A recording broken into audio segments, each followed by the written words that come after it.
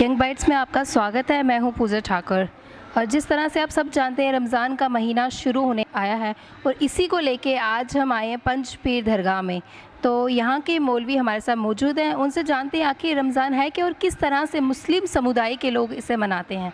जी, young bytes में आपका बहुत बहुत स्वागत है। शुक्रिया जी, सबसे पहले तो जिस तरह से रमज़ान का महीना शुरू होने को आया है, तो आखिर रमज़ान है क्या, सबसे पहले तो ये जानना चाहेंगे। रमज़ान का महीना एक अफजल महीना है, हमारे साल में एक बार आता है।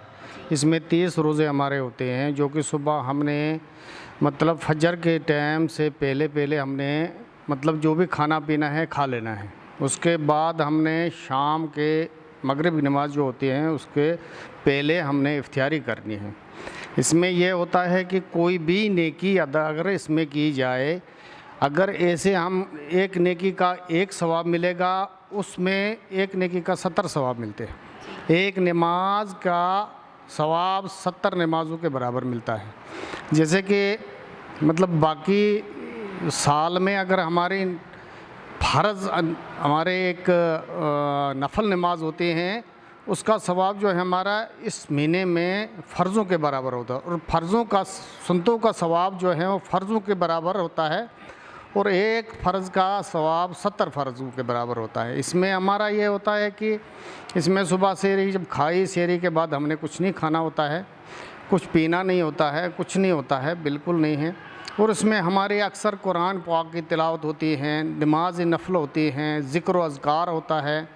और ये हमारा 30 दिन का होता है। इसमें 27वीं एक रात आती है हमारी, उसको शब कदर कहते हैं, जिसको अरबी में लैलतुल कदर कहा गया है। इसमें जो है उसमें हमें पूरी रात जो जागना होता है, उसमें हमारी कुछ दीनी मजलिसें होती हैं, जिसमें हमें मतलब हमारे उलमा जो हैं वो हमें इससे बहुत सारी चीज़ों से आगाह करते हैं। और उसमें कुरान पाक की तिलावतें होती हैं। और वो रात जो हैं हदीस पाक में आया है कि एक रात जो है 80 साल की इबादत के बराबर होती हैं। जिसको वो रात नसीब हो जाए, जिसने उस रात में जागा और रात में इबादत की और अल्लाह से तो अपने गुनाहों का तौबा किया, तो उसको जो है पूरे 80 साल के इबादत के बराबर उसको मतलब सवाब मिलता है। और इसमें जो है तौबा करनी होती है हमारी। इसमें 3 अशरा होते हैं, तो उसमें लास्ट वाला जो अशरा जो होता है 10 दिन जो होते हैं वो होते हैं मगफिरत के। उसमें क्या हो, कसरत से हमारी इबादत करनी पड़ती है और अल्लाह से मांगना पड़ता है कि ऐ अल्लाह, हमारे से जितनी भी गलतियाँ हुई हैं, जितनी भी कोताहियाँ हुई हैं, जितने भी गुनाह हुए हैं, ज़हरी हुए हैं, बातनी हुए हैं, गलती से हुए हैं, जानबूझकर हुए हैं, वो मुझे हमें माफ़ कर दे। और उसमें अल्लाह तबारक ताला से हम क्या होता है, हमारे जितने भी उलमा अकराम होते हैं, जितने भी दीनी भाई हमारे हैं, सब पूरे अपने अपने मुल्क के लिए, अपने मतलब अपने अहल व अयाल के लिए, जितने भी इस दुनिया फ़ानी से रुखसत हो चुके हैं उनके लिए मगफ़िरत की दुआ करते हैं।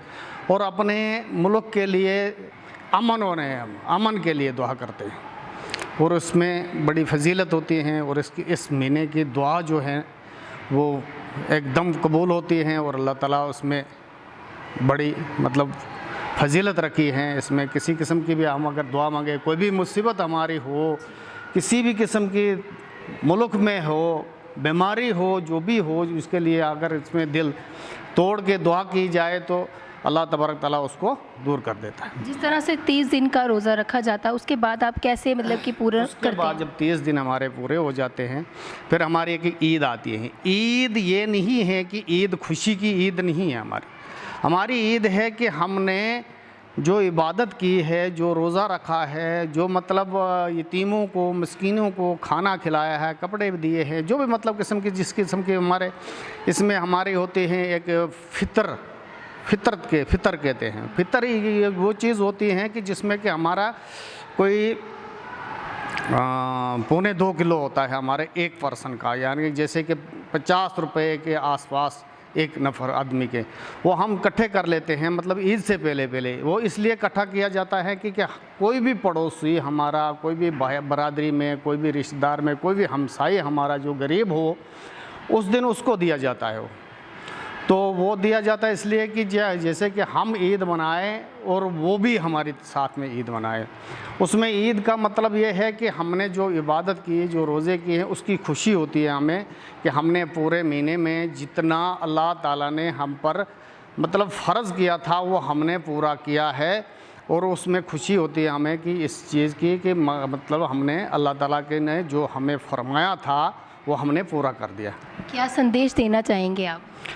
हम संदेश यही है कि हमारे मुल्क में खुशहालियाँ हो, हमारे मुल्क में अमन व अमान हो, एक दूसरे के साथ प्यार मोहब्बत से रहने की तौफीक अता अल्लाह फरमाए। और जितने भी ये जो हैं ये बुरे अनसर जितने भी हैं अल्लाह तबारक ताला इनको भी हिदायत करे। हम इनके बारे में ये नहीं कि ये तबाह हो जाए, बर्बाद हो जाए।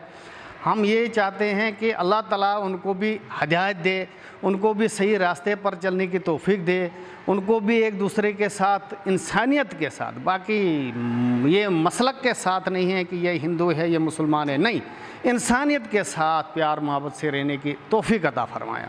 हमारा यही संदेशा है, हमारे मुल्क में अमन हो और अमन के साथ प्यार मोहब्बत हो, इंसान को इंसान से मोहब्बत हो, बस यही सही हमारा संदेश है, बाकी कुछ बहुत बहुत धन्यवाद। शुक्रिया। तो जिस तरह से आज हम पंजपीर दरगाह में आए थे और आपने जाना कि आखिर रमज़ान है क्या, इसी के साथ यहाँ के मौलवी जी ने ये भी संदेश दिया कि हमें सबको अमन के साथ, शांति के साथ, भाईचारे के साथ रहना चाहिए। तो इसी संदेश के साथ मुझे दीजिए इजाज़त वीडियो जर्नलिस्ट अभिषेक के साथ। देखते रहे यंग बाइट्स। नमस्कार।